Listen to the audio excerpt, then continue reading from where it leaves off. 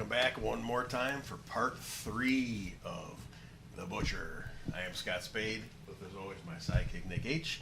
Ready to get started on part 3? Yes, sir. All Got a right. full belly, ready to go. Yes, we're going to WAR now. WAR is a company that ran only a couple years from 2007 to 2009. On 125.08, there was a match called the Northsiders versus the Southsiders. Remember who was all in that match? It was me and Boz versus Abaddon and Baltazar, now known as Hunter Payne and Austin Roberts. Yes, Nightbreed, one of the scariest looking teams ever. When they were with JTW, man, that was some good shit. Yeah, those guys are huge, scary looking, but two of the nicest guys you can ever get in the ring with. Exactly. Yeah, good dudes. Yeah, that came about kind of something I was talking about earlier about face versus face. Me and Boz already did that because he called me up. He's like, we're going to be in Schiller Park. It's actually the same building I won the Midwest title in. And he's like, you know, Boz has a lot of people in the area. I was going to have a lot of people in the area. And plus, we were both over with the Crowders baby. So I'm like, all right, why don't we tag? He wanted to do Battle of the North Side. I'm like, why don't you kind of find a couple guys from the South Side and let's do...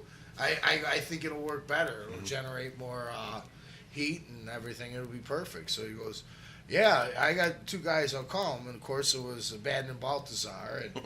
And then they're all, you know me, I'm a Sox fan. So they're all in their Sox stuff. And Boz had called me either that day or the next day, or that day or the day before. And he's like, yeah, Butcher, when you come up there, make sure you got all your Cubs shit on. I'm like, no.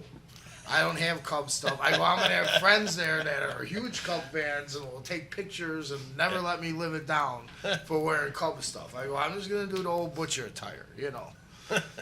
And I mean, it kind of makes sense too with me. It's like, for, you know, the character, especially what it was at the time, to come out in that kind of stuff. Right. It was just like, you know, I remember we did a Halloween Battle Royal in PCW. Everyone was dressed as a different wrestler.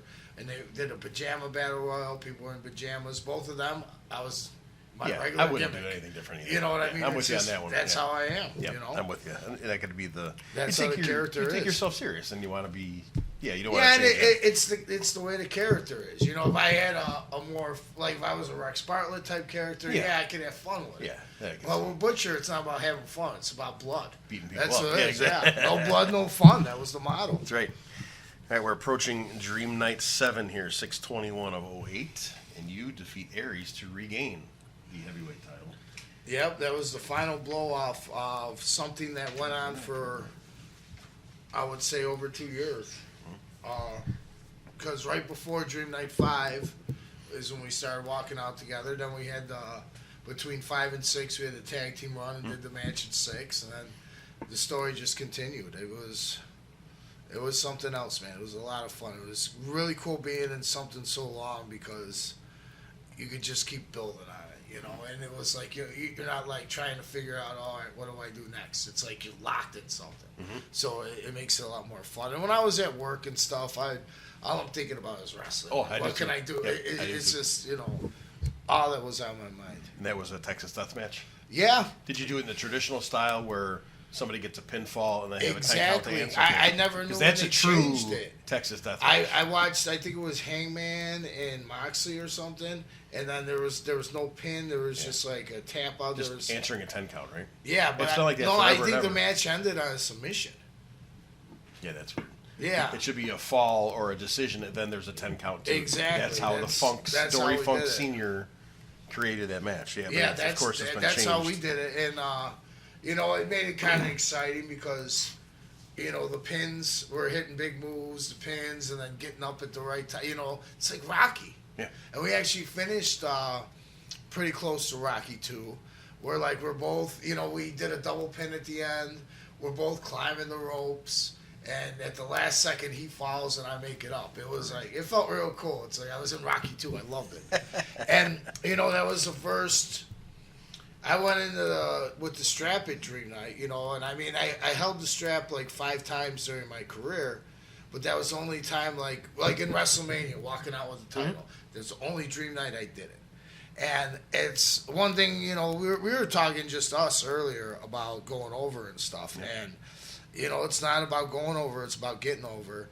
I was, honestly, man, Dream Night, those were my shows. I mean, back then I was a lot more modest, but I look back at it, I hear people talk about it. People were going a lot to see what the hell Butcher was going to do this year, And my Dream Night record over 13 Dream Nights was 4-8-1. So it wasn't about winning the matches. It was about putting on a good show. Right. And I hope, if there's any the younger guys watching, that's what it's about, man. Winning matches don't mean shit. Right. It's about how these people take away what you did in the ring, in my opinion. Correct. Getting to November of 2008 is a Flair, Forever Flair show. You defeat Jay Phoenix in an I Quit match. That was a huge night. I learned a lot from that show, too, because I was going in as heavyweight champion. And if I won the match, I got a minute with PL. So that was kind of... Get the revenge coming on that one, yeah. Yeah, that was kind of big. We had a good build into it. I cut a promo the show before it. I had just came back from... I forgot who I wrestled, but I was bleeding, and there was blood in my eye. I couldn't even see out of the eye. And that's the other thing with promos. Like, Nick will remember this. When I worked for POW, and Nick wanted to cut a promo, he'd be like, whenever you're ready. I'd be like, let's do it as soon as we can after the match. Mm-hmm. Because when I do promos before the match or way away from that time, I fall away from the character a little bit. If I'm coming right to the back, I'm still the Butcher. And I can run right into it so much easier. And as I walked out of the curtain, there was a camera on me, blood in my face, and I just ran off. I'm going to cut the head off a snake with PL. It was just, it worked really well. It's nice and fresh, and you're right there in the moment. Yeah, exactly. It definitely works better. And then the match itself went really well. What I learned, like I was saying, what I learned about at the show most was coming in, I was doing, there were a couple radio shows, small radio shows. There were papers. I was in the Sun-Times. They had that Elliott guy. He used to come to our shows. He had that quick hits. He'd always have girls on there, in the Sun-Times paper. And one day, one of my buddy's dad calls me and says, hey, you're in the Sun-Times. You're still the Butcher, right? I'm like, yeah. So it was a six-way. No, we're actually... Were we at Dream Night 10? No, we're at the Forever Flair. Forever Flair, okay. Yeah, this is 2 years before that. Yeah, so it was kind of the same thing. So, but I was actually in the paper of that because I mentioned me and Jay Phoenix. There was a lot of stuff going on, before. And I'm being the champ. And I'm like, man. And then there were people at the show. We got to the show, a couple magazines. It was I'm the champ. People were involved. So I'm like, man, this is going to be cool. Wait to see what happens when I walk out with the belt, Yeah. I walked out with the belt, nobody cared. It was so I learned that, and we'll get to this later, that maybe it's better to go into the big show and lose than it is to, go into the big show and win on our level. Right. You know what I mean? But yeah, the match was real good, and I got my time with PL. We could have planned it a little better. I hit him with a couple things, and then the claw. We rectified that a couple years later, but, it worked. And the thing I remember, I've worked main events at Dream Nights and shows like that, and by the time you get to the main, there could be I think there was close to 2,000 people for the Flair show. But by the time you get to the main, half of them go because they're there to get the autograph. Right. The Flair show, there were a lot of people there, and it just made me respect PL even more. People were willing to stay and sit through the show just to see PL get his ass kicked. Mm-hmm. So that's what I'm saying. I mean, without the bad guy, there's no good. Without Darth Vader, there's no Luke Skywalker. And it's that man was my Darth Vader. I mean, I got really over in that company. There were times where I still can't believe the pops I was getting in the crowd. And whenever PL was standing out there, that's why I was getting those pops, because he was bringing that, Mm-hmm. It was I couldn't have, the people behind me without them hating somebody. Why see me accomplish things? Because this guy's constantly interfering in my matches and going in the back and keeping me out of title opportunities and doing whatever. And so it's when you got somebody constantly giving you a thorn in your side and you're fighting through it, it just, You can't beat that. I mean, it goes back to one thing I always believe. When I was a kid growing up, in I guess combat sports, what you call it, to me, like the two biggest things were Rocky, and I mean, I wasn't the biggest Hulk Hogan fan, but Hogan was huge. Hogan was like bigger than anything. So you got to look at the formula. The formula with Hulk Hogan is, you had the whole Roddy Piper thing at WrestleMania 1. Then you go to WrestleMania 2, where this big, huge guy, King Kong Bundy, busts him up. He's got bruised ribs. He's got a fight in a cage. He's the underdog. Then you put him against Andre at 3, the underdog. And that just gets people behind him. Rocky 1, Apollo Creed, the biggest boxer in the story. He's the top, he's a champ. He hangs with him. Then he beats him. Then you got Mr. T, who's knocking people out, knocked out Rocky. Then you got Ivan Drago, who killed Apollo Creed. It's like Rocky was always the underdog. Rocky always had to fight up. And that's another thing that the young wrestlers should understand. They just want to be on top and just run through people. It doesn't do shit for you. Doesn't work that way. You need to struggle. You need to fight. That's how people will get behind you. And it's all about the people. And there was one thing that I see in this business a lot more, that when I was first starting, they were telling guys not to do, and it's called working to the locker room. Like, guys are more worried about what their friends or what their peers are going to say in the back. I always respect that the boys. I want to get respect from the boys. But to be honest with you, if you don't respect what I do and I'm getting pops from the crowd, I can really give a shit, honestly. Because it's about, they're the ones paying for the, we're getting paid to do this. They're paying to get in there. I'm worried about them. So it's like, who cares about what the boys in the back say? And there's so much of that even now. Oh, yeah. You see it in companies like AEW, AEW has some great things, MJF, that fucking guy, unbelievable. But, the others, it's like they're working for each other. They're not out there to get that crowd, It ain't the same. Because everybody cares about themselves, and that's it. Yeah, that's how it's becoming. 1/31 of 2009, at Winter Meltdown, your old nemesis Johnny Mack defeats you for the heavyweight title in Des Plaines. Yes, that was coming into Dream Night 8. Correct. I did my nice little run after 7, and it was time. Because it was time to get into something else. I started working a new job at this place called Natalie Sausage. And I've been waiting to hear this story for a while. Yeah, well, it was, honestly, Boz takes credit for getting me the job, but honestly, it wasn't Boz. This butcher I worked with, Joey, he was an older guy, and he had known that George was looking for help. So he came into the store, and he's like, that I was working at, he's like, go over here. The guy's got wrestling pictures all over his wall. You guys will get along. And I had heard of George. I knew who Two Fingers was. Yeah. I knew about the shop. So I went over there, and me and George just hit it off from day one. Such a great guy. Oh, yeah, he is. Yeah, I've never worked for somebody better. You don't pay for lunch. You eat for free. You don't punch out for lunch. He's just such a generous guy. He is. Just, that's why, most places you see people are turning over real quick. Yeah. You go to Natalie, you'll see, it was like, what? Had to be like 11 years since I worked there.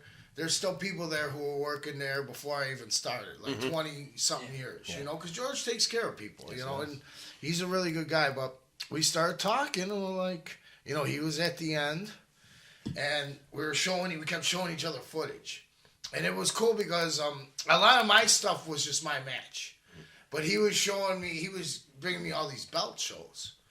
So I'm watching a lot of the old belt matches. And for me personally, as the guy who I'm probably was the biggest fan of in indie wrestling, I always loved Terry Allen. I love the way this guy worked. I remember when he first came to Jimmy's, I went to one of Jimmy's shows, and he worked, and I'm like, this guy's good. I just liked everything about him. I liked the way he worked. So I'm watching like him and RVD. I'm watching a lot of, I'm watching some JTW matches. Always been a big fan of him, so, but we just started talking. We're like, he's like, I could talk to Sam. I'm like, yeah, and I'll run it by Wally, and I was still working for Buddha at the time, and I'm like, let's talk to them first. If they don't want it, we'll talk to Buddha, see if he'll be interested. I mentioned it to Wally. He goes, I want it. I just mentioned it. He's like, I want it. Right away, yeah. Dream Night. You got nothing for Dream Night this year, you guys. So we started doing this show where I lost the Mac. I actually brought George in. Excuse me. I brought George in. As my, to bring me to the ring. We did a workout video before that. Did you really? Oh man. You got footage of that somewhere? No, I wish I did. I got it somewhere.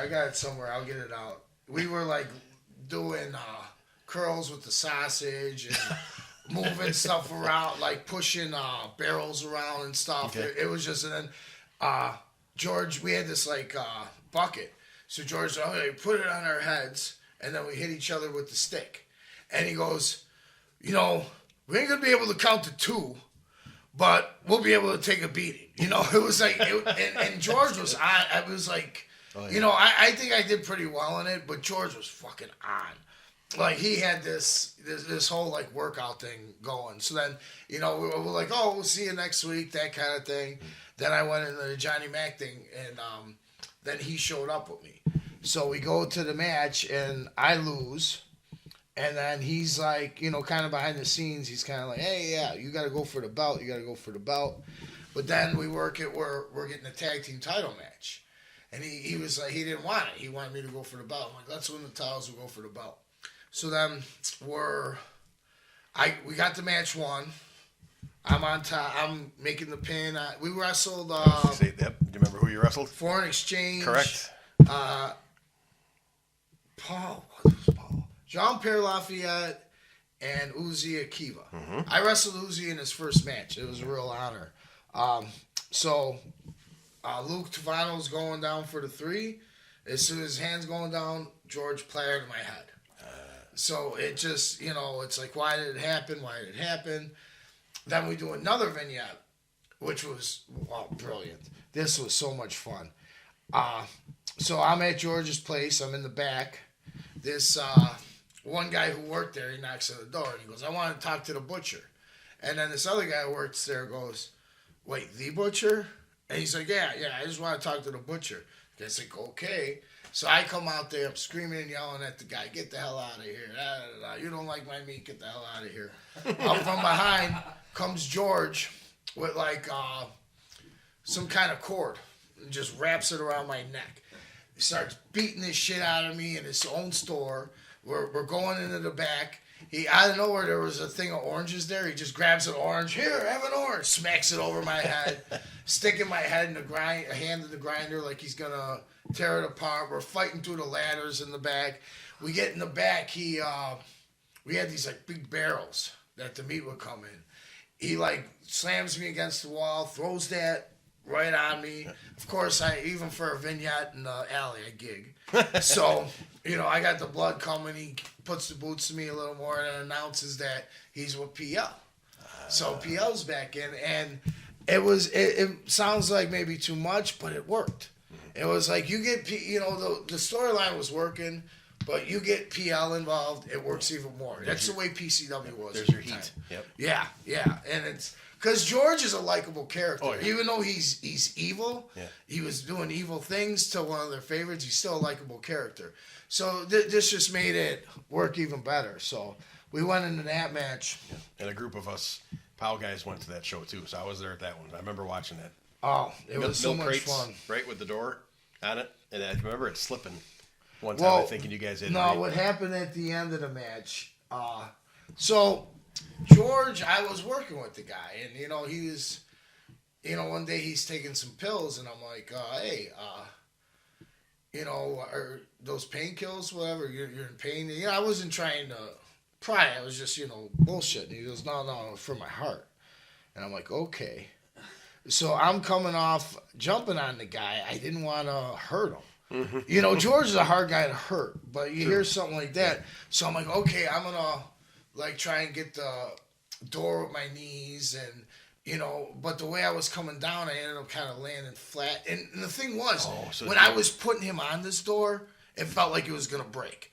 I didn't even think, I was worried, I'm going to put them on and it's going to fall apart because it's like crinkling. And I'm like, oh, shit. So I figured the slightest touch, we're good. So I come down, it doesn't break. I'm like, oh, shit. So I'm like, okay, I know what I got to do. I got to do an elbow. Because this way I can get the side and, hit the thing. So I did that, which I felt bad about because the main event that night, Sean Davis was going over. That was Sean Davis's finisher.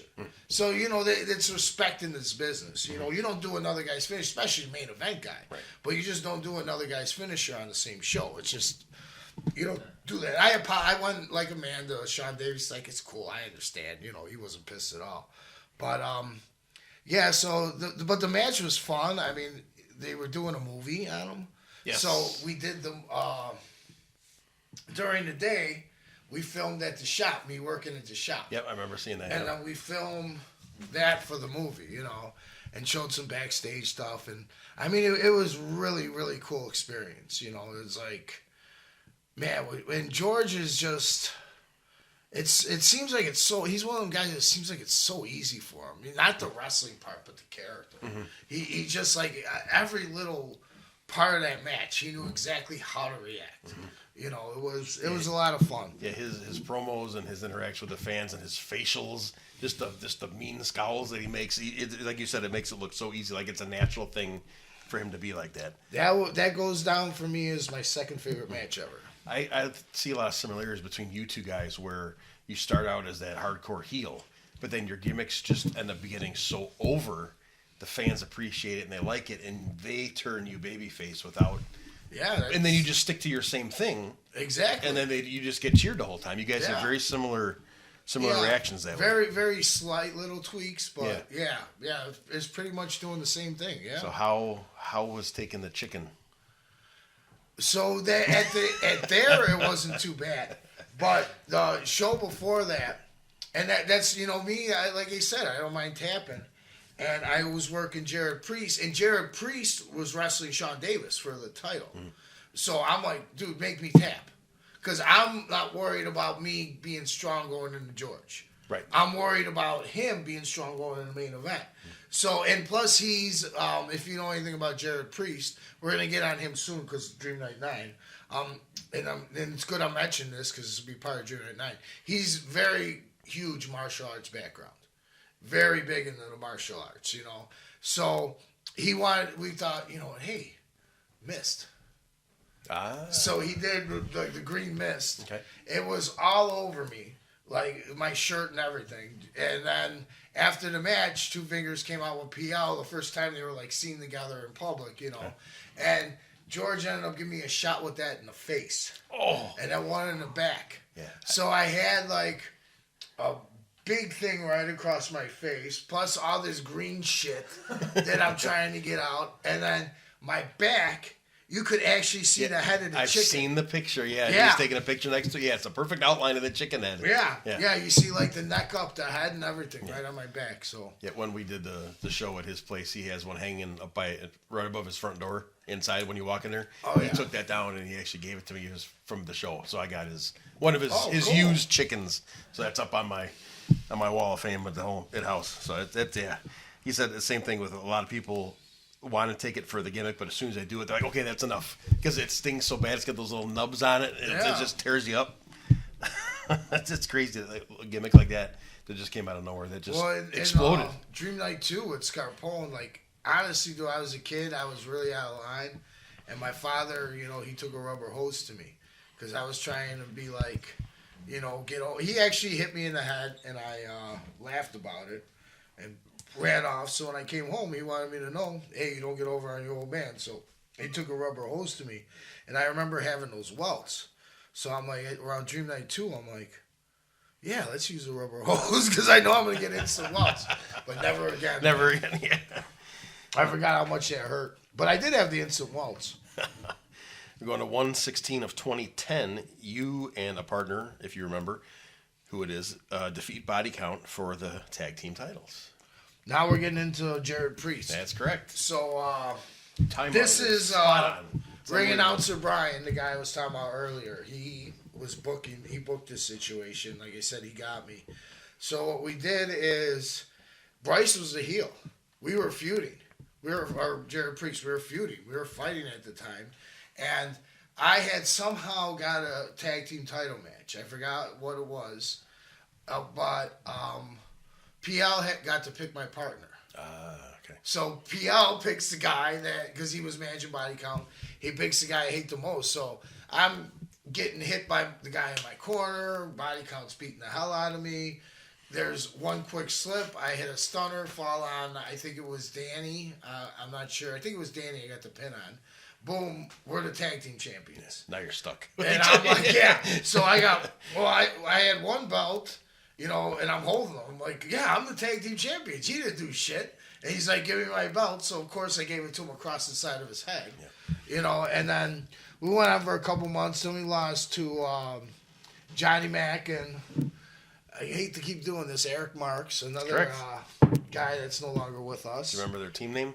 It's my next Homewreckers. Yep, Chicago Homewreckers. Yeah. Yep, that's pretty good. So, yeah, where were we at that point yet? Because there was, I think we passed it. It was on my title reign before. The one that, after I beat Aries between 7 and 8, we did a match, me and Mac. So his idea, it just worked out great because his idea for this match is that they're going to take me out before, like, at the beginning of the show. I'm going to come back at the end and work on one leg. But yeah, we had already had that planned. And at the show before at Summit, one of the kids' mothers came up to me. And she's like, listen, my son loves you. He's a big fan. And we're going to do, like, a birthday party here next time. And she goes, she got him, like, the flare belt. Okay, yeah, the big and gold she's belt. like, Yeah. I want you to give it to him in the ring. Oh, shit. And I'm like, oh, nice. And I already had I don't think it was this strap. I think it was the other strap. So what I did, and usually I have the coat open when I come out. Mm-hmm. That was the only time I had the coat closed. Surprised them, huh? Yeah, I nice. get the kid in the ring, pull it, and then they come out, Mac and Marks, and they get me behind the leg, throw my leg against the post. Mm-hmm. I'm out. We're at the end of the show. Mac's in the ring. The announcer's like, "All right, Butcher's not here. He gets the belt, whatever." Right before they're about to give it to him, my music hits. I'm hopping on one leg. Nail Eric Marks, do like a 15-minute match on one leg.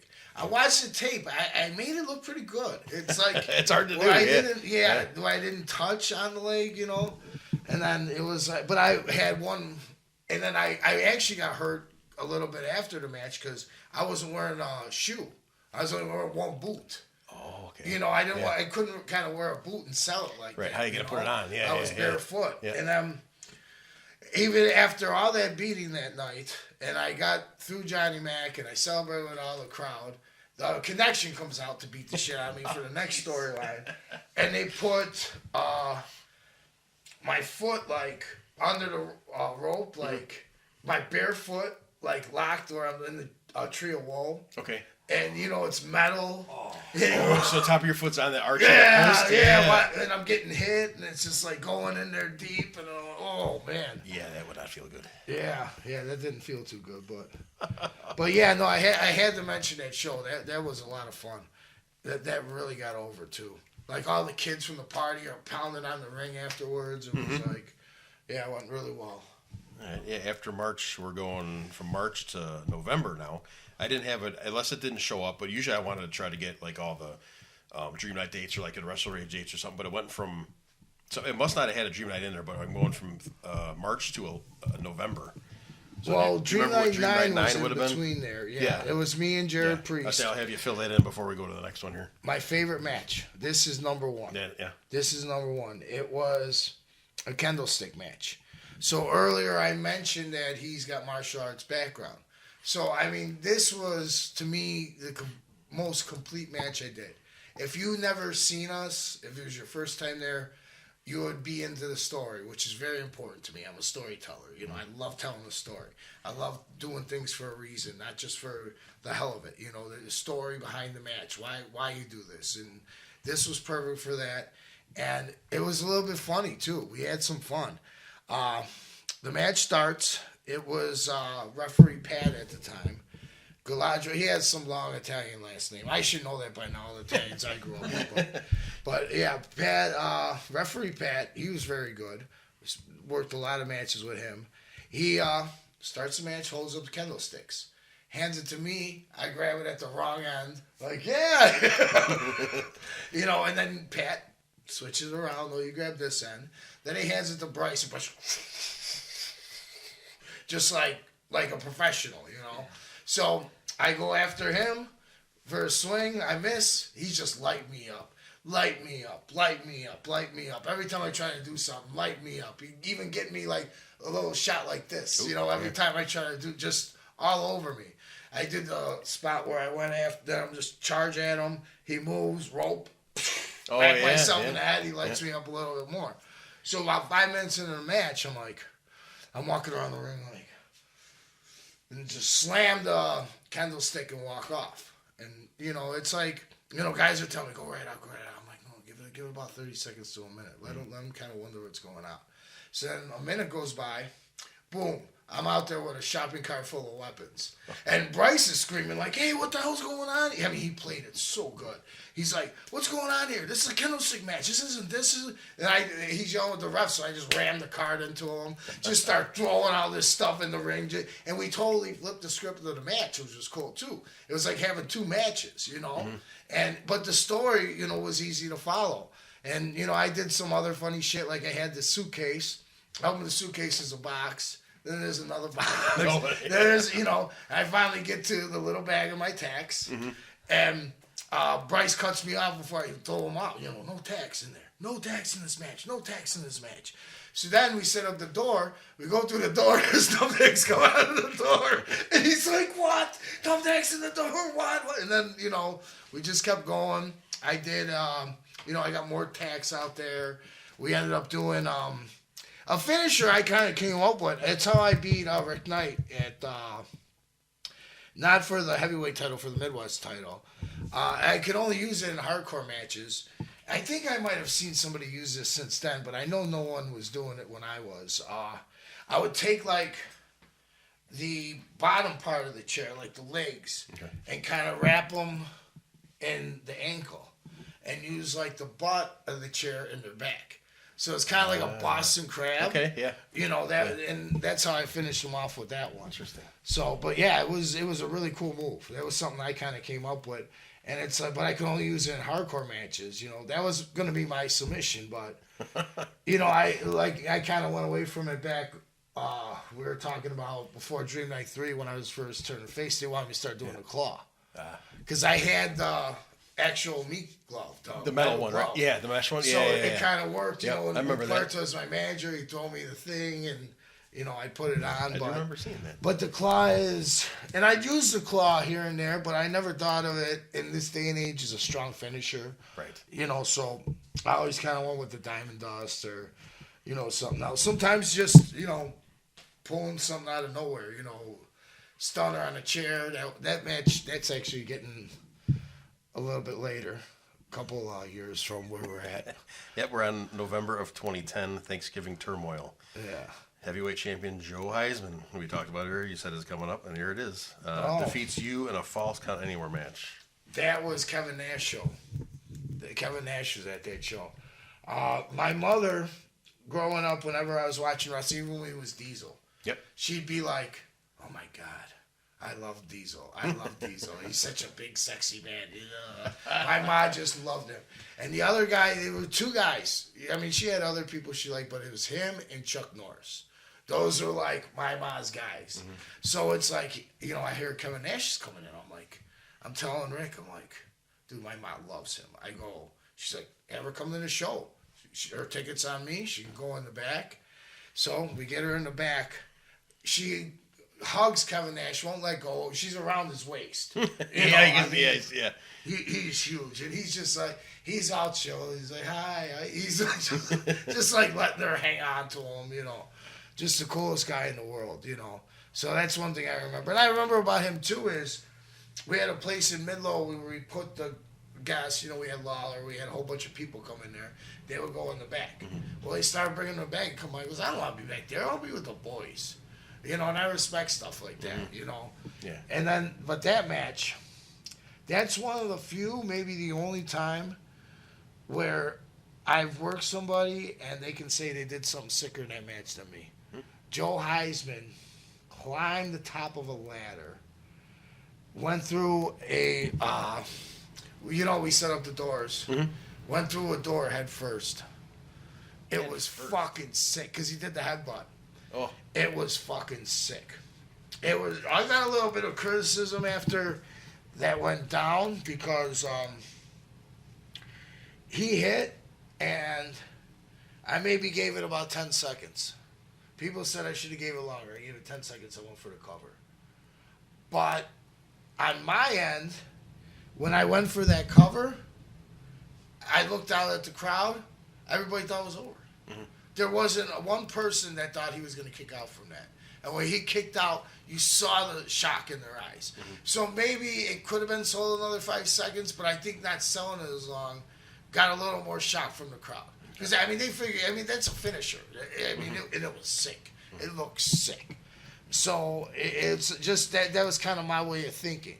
You know, and something, I try to, with wrestling, like things that I would look at, I try to, like, make them different. Like, you know, you wait too long for the cover, like he's going to kick out. Yeah. You know, and to me, it's kind of like things like that everybody does that you know is going to happen. I try to, like, take out of that. You know, throw people off as much as I can. Because that's what they want. That's what they're paying their money for, is to be surprised, not to, you know, see the same shit all the time. So that was kind of my thinking behind that. Like I said, I was criticized, but I didn't really take it seriously because the look in the crowd. I saw the reaction from the crowd when he kicked out because they did not think he was going to. And then we went into a thing with December. She jumped on my back. I was going to put her through tags, and then Heisman low blowed me, powerbombed me through the tags. That was the only match where I had that good back full of tags. I would be. It's hard to get that. It really is. Yeah, I have too. Trying to stick them in. I have too. You know, but I had that good bag full of tacks. I was so happy, and we did finish on the outside, off the top rope to the outside. Landed on the door. He pinned me. It was over, and we went into the next month, which was very, very interesting. You have a lot of matches that show. 5. Yes. You have 4 matches in the Quest for the Cup 7 tournament, and you go all the way through and you win it. And then you have a singles match separately, and you regain again from Joe Heisman the heavyweight title. And it's the first time I had this version. Okay. So the behind the scenes with that is we were getting, it's something I was talking before about the Flair show, how I learned. We were getting into Dream Night 10. And Dream Night 10 was going to be, we talked about it earlier, Mick Foley and Bret Hart. Right, yeah. So Rick had said, I want my top face versus my top heel. So I want Butcher versus Johnny Mac. I don't care who's got the belt, who wins. I just want you guys in that match. So right away, I'm like, well, I'll walk into the show with the belt. You know, Mac's like, because Mac will win it at, you know, to him, he's like, yeah, I'm going to win it at Dream Night. But I remembered the Flair show. I'm going to get more of the pomp and circumstance going into that with having Foley and Bret Hart. I'm going to get more of it, which I did, more of the pomp and circumstance going in than I will going out. Right. So I did that, and they're like, I'm like, if this time when I win it, though, because Summit, we were working a lot of shows at Summit. I never won the title at Summit. I was over there. They fucking loved me. Even the guy, Bob, who ran the place, fucking would cheer for me. And Bob didn't like nobody. Bob was like one of them old, grouchy people, but he liked the Butcher. So, but in Summit was like, I'm like, you know, we're doing the show in December.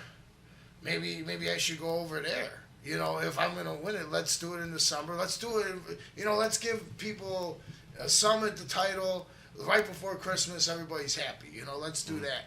And then they're like, well, we're planning on doing the Power Hours tournament that month. And I'm like, okay, well, we can have one other match with the title. And then Rick's like, no, you go over, and then as soon as you win, because it was like a Money in the Bank type thing. Okay. So you got to call your shot anytime you wanted. So it's like as soon as you win the tournament, call your shot. And I'm like, oh, okay, we could try that. And then Rick's like, okay, you booked the tournament, because I was known for booking good tournaments. He goes, I want to see what you got, So I actually put it together. And him and Wally were looking at it, and then he called me up and they're like, Butcher, this is just too much. We're getting too much from you. You got to join the fucking booking team. You're right. He goes, you just put 2 storylines, actually 3, in one tournament, 2 involving you. They're like, this is fucking brilliant. So I'm like, oh, okay. Well, you guys like it. Good. So at first, I always wanted to be in the booking. I always wanted to get involved with that. But at first, I'm like, I'm getting the strap. How does that look? And they're like, nobody fucking cares. To see if anybody says, but they're like, nobody cares right now. No, they know who you are. Nobody cares. So we went along with that. So tournament night comes. I'm like 5 matches. I can handle it. It's going to be a great night. Well, a couple days before that, I got really, really sick. Oh? Really sick. Like, not like stomach-wise, but where you're drained. Yeah. And you can't do nothing. And the day of the show, I was still real sick. I'm like, how the fuck am I going to do this? In 5 matches. How the fuck am I going to do this? So we get to the show. The first one was actually Kevin Dunn's. That's another one. I was going to ask you who all the people were that were, Oh, trust me, this memory. Kevin Dunn was the first match. Yep, that's right. So it was his first match. So I went over, I hit him and his cowboy people in the head with a meat tray. That was over with. Then we went kind of what was like we were saying the 2 different angles. I wrestled Danny from Body Count, right, who was a member of Jenna Monroe, who's now with POW, her faction, the Monroe Inc. So Monroe and Simmons Inc., they were kind of together. So I worked him, went over on him, and that would be the quarterfinal. And then then there were buys going on in the other round where JT Simmons was advancing. So then in the semifinals, I wrestled Leon Tatum, who was also part of that crew. So but JT before the match, JT had advanced. He went out to the ring like they did at WrestleMania 4. Yeah, where the guy would go out to the ring, you advance, So he's already in the finals, and I wrestled Leon Tatum, who was a big guy. I get through that, and this was actually what Rick said, because we were going to go have that match first, and then me come out and do JT, do like a split. But Rick's like, you're so exhausted from the first 2 matches with being sick and everything, you're probably better off just running through. Because that was the thing, too. I'm coming to the back and I'm cooling down. And that's not the best thing when you're real sick, You just run it through. So the semifinal match, I go over on Tatum. As soon as the pin happens, JT's right there on me. And dude, that guy, JT is not known as one of the greatest. The kid's got a great heart. He's a good kid. But he's not known as one of the greatest guys. But that night he was a fucking MVP. Because he led me through. The way he led me through the rest of that match, we went about, I'd already gone about 7-8 with Tatum. We went a good 10, 12 minutes. Wow. And he just went real well with me. And then, I went over on him, and then I did my whole thing. Hey, I got the shot. Let's do this right now. And Joe Heisman comes out, and, he's like, okay, you want it now? Go, yeah, let's do it. Look at you, let's do it. And we did the whole back and forth, and went for a little bit, and he went for the sunset. I grabbed his legs and went down. 1, 2, 3. Oh, it was beautiful. Place fucking popped. Nice pop out of it, It was beautiful. I like how the stacking of him getting the easy way to the finals and you getting murdered, having to wrestle 4 times versus maybe once or twice. Yeah, and I was The wrestling odd his play crew. Yeah, that too. Everybody's trying to stop you from getting to him. Yeah, that's a great way to set it up. That's Exactly. storytelling for sure. Yeah, and then we go, after we finish that, we go back to the Joe Heisman December story, so. Yep. Because she was just as much of a story as he was. Correct. Now from there, the next one I have is the Dream Night of the next year. It's Dream Night 10.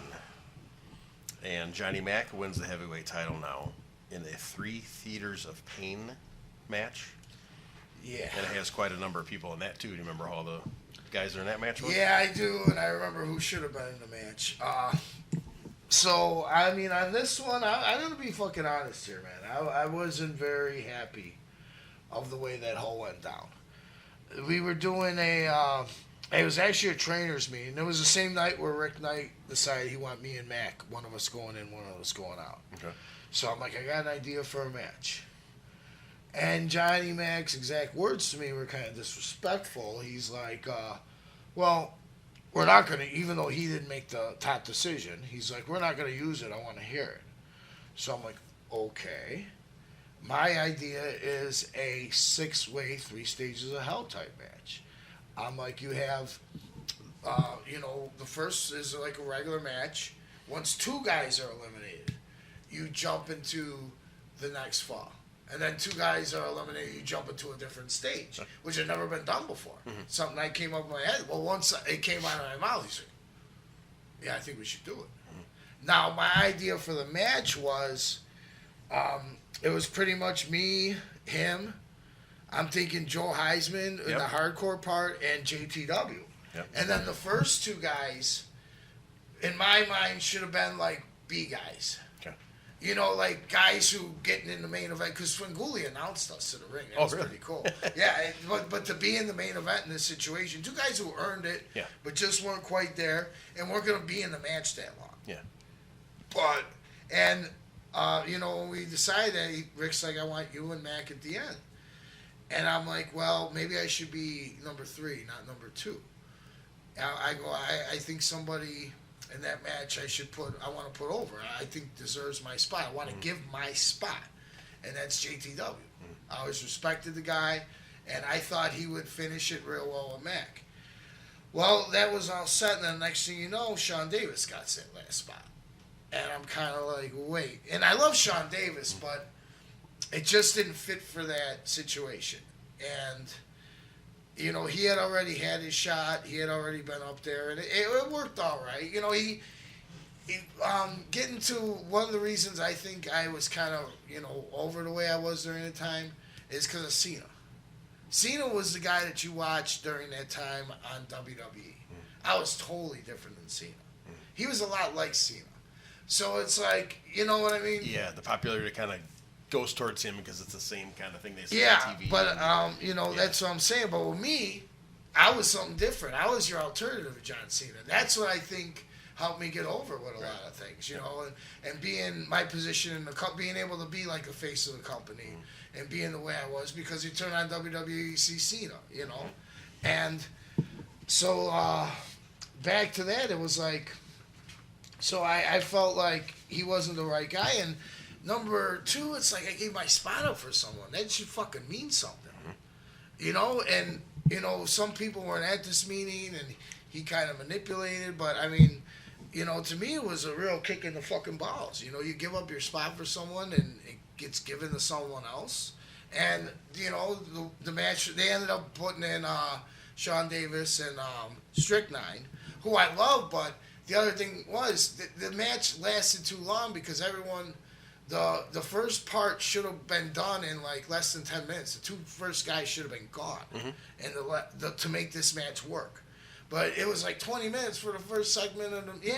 Really? Yeah, that's way too long. Yeah. And then and then not have Joe Heisman in the hardcore part of that match was like, and have Davis in there and stuff. I mean, dude, me, Mac, JTW, and Heisman, that's a fucking show right there.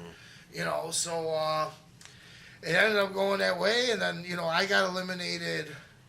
I was the first in the hardcore match, so I was the 3rd guy eliminated, even a spot lower, which I didn't care about. But it was the fact that I gave up my spot. So JTW, his elimination is flying off a ladder into like a table on the outside.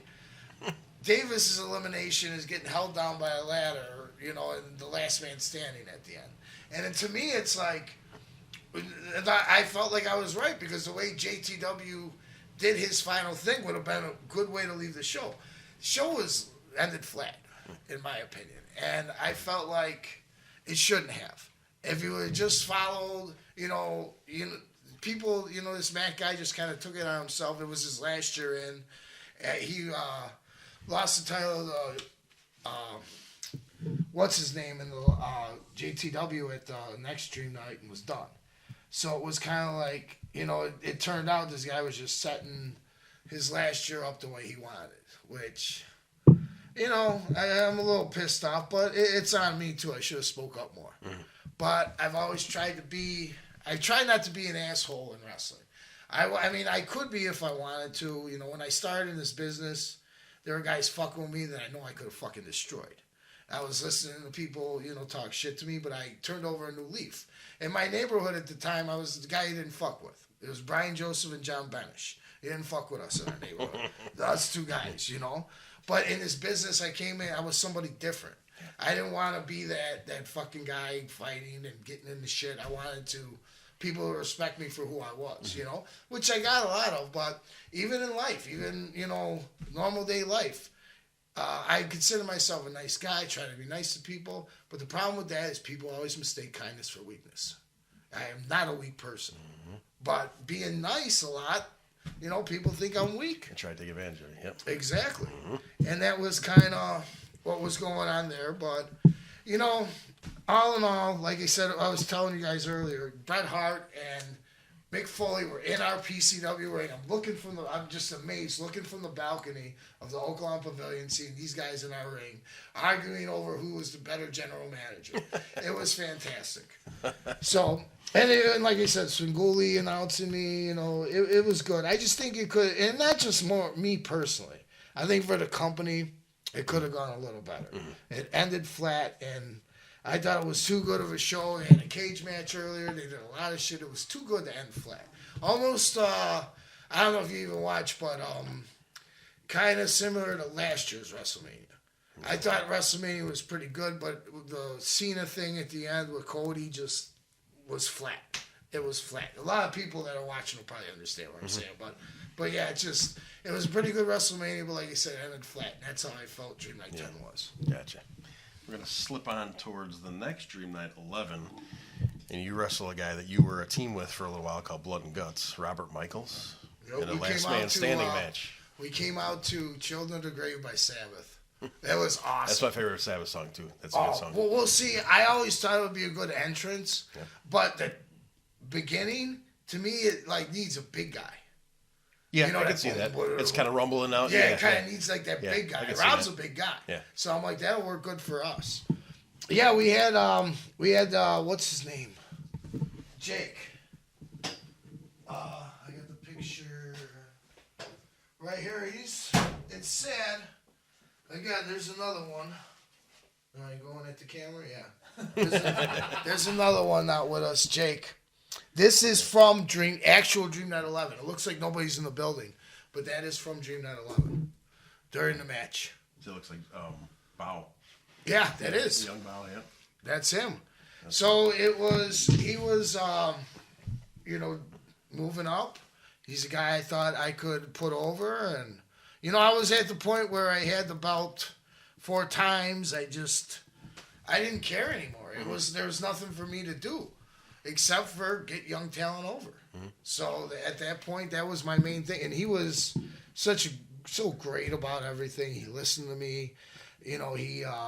And not like I was bossing him around or whatever, but when I give him little suggestions, he always listened. He always would ask questions and just thanked me profusely for everything I've always done for him. So yeah, he's a good dude. I like him a lot. Yeah, he is. I never knew he went by that name. I didn't even know that was him until you brought that picture over here.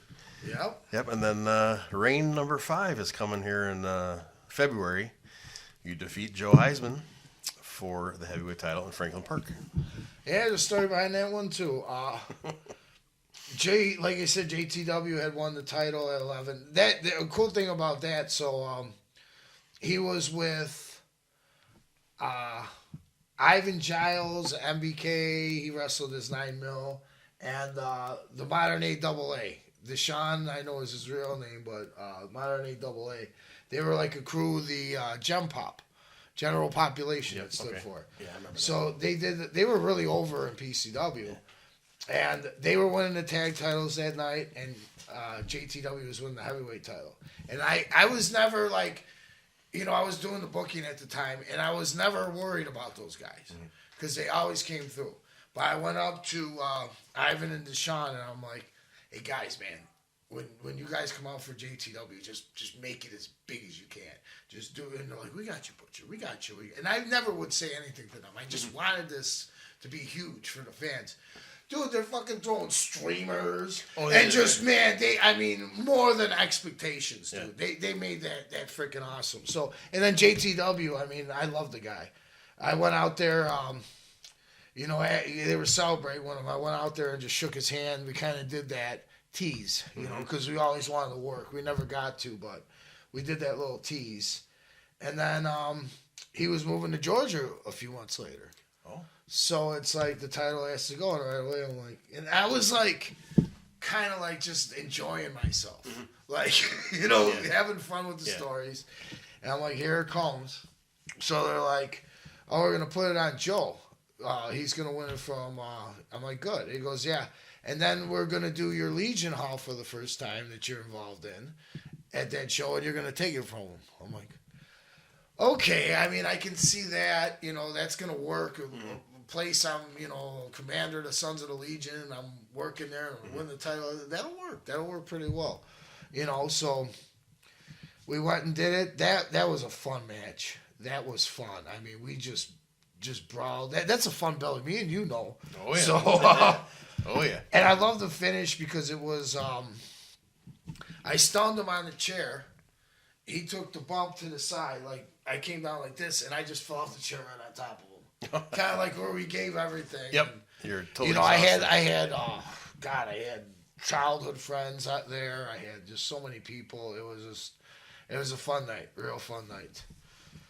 And after that, we're going to Dream Night 12. And this time it's a elimination match for the heavyweight title. Yes. And I always say the name wrong. Is it Rion? Rion Skills. Skills, okay. Yeah. And you and Joe Heisman and Wally Wild. His name hasn't come up in a little while here. Yeah. So Rion Skills wins the heavyweight title in elimination. Well, like I said, me and Wally were always on the same side. So what happened is Rion Skills was going over. He was decided pretty much that this was his dream night a few months earlier. And like I said, I was at the point where I'm just trying to put guys over. So I was working them. And I'm like, okay, buddy, this is what we're going to do tonight. No black tape, white tape. I want you to beat me until those, I'm going to gig. I want those fucking things bloody. I want you to look fucking strong tonight. So right off the bat, I just to get him in the mood, I got stiff. I went forearm shots to the back.